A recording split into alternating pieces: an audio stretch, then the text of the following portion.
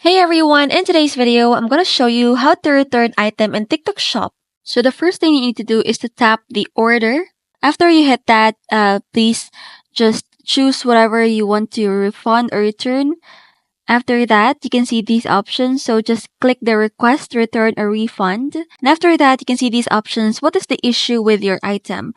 Just click wrong product was sent for me and then click continue. After that, you can see there the information about your request refund. Just need to put images because it is required. And after that, you need to also, or it's optional, just put a message on it. Just hit continue. And after that, you had two options to select or return method. You have a drop off, which is very easy thing to do. You just need to drop it off, or you can also do a self arrange. So if you want to do a self arrange, just hit continue. After that, you can see these options.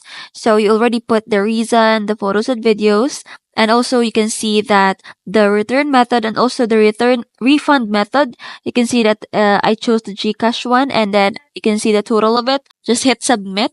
And then you can see after you ship back the item, add the return tracking number of the shipping fee or shipping service so your refund can be processed. And just hit got it.